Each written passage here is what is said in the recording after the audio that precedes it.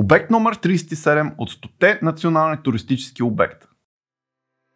Така казано, числа, обекти, нищо не се разбира, а за това нека да ви покажа. Днес сме отново в дебрите на Родопа планина да опознаем България благодарение на Пламен ТВ.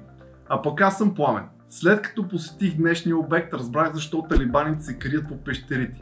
Ами то е уникално красиво, бе, как няма. Хайде да потегляме. Въпросната пещера се намира в Баташка планина в Родопите, на 5 км от град Пещера. Като до паркинга за нея се стига до почти изцяло асфалтиран път. Оттам тръгваме по тясна пътечка криволичеща по средностръмен баир и стигаме до самия вход. А по пътя си нагоре периодично срещаме мотивиращи табелки, но ви уверявам, че 30-40 минути предвижване са по-скоро приятна разходка, отколкото натоварващ преход. Името на тази пещера е Снежанка. Пред входа и почти винаги има струпване на хора и затова просто няма как да я пропуснете, освен ако не сте тотални професионалисти. Последното препятствие е стражата в къщичката, където да се заплатите входа, да ви ударят един печат в книжката. А каква книжка ще го питате, нали? Ами тази, която трябва да си носите всеки път с вас, когато ходите на такива места. Да, значи все едно отново сте в гимназията. Към днешна дата, заради обстановката, местен гид няма. Трябва да се оправяте сами с помощта на карта и да се ориентирате кое къде се намира. Ако не сте от тези хора, вземете си един геймър с вас. Те поне тичат постоянно по виртуалните полянки и знаят много добре как да се оправят с минимап. Като всичко хубаво, и тази пещера е открита чисто случайно през зимата на 1961 година от група пещерняци, които влизат сутринта в 9 часа и излизат късно вечерта, впечатлени и омагьосани от красотата й. Дължината е скромните 145 метра, а вътрешната температура е постоянните 9 градуса.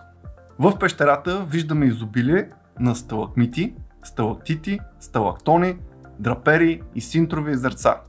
Разбира се, стандартните образования за пещерите от подобен тип са на лице и тук, но ако си натиснете малко повече въображението, ще видите още много други пречудливи фигури.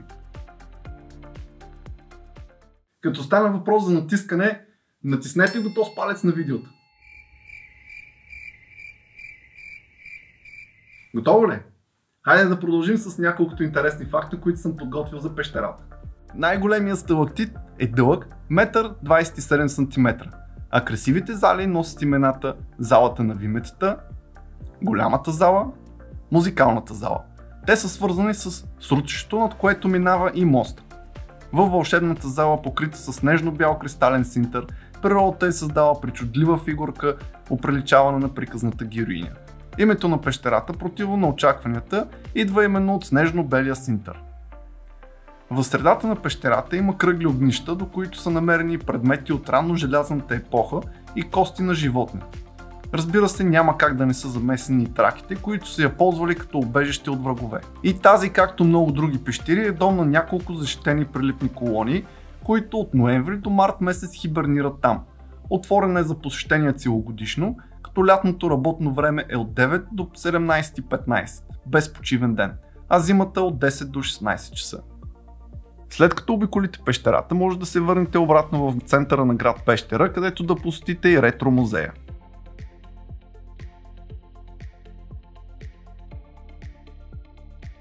От ретро музея може да се отправите директно към крепост Перистера.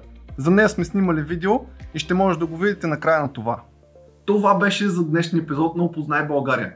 И да го споделите от харесвания. Ами кой ги пише тия сценарии, бе, човек?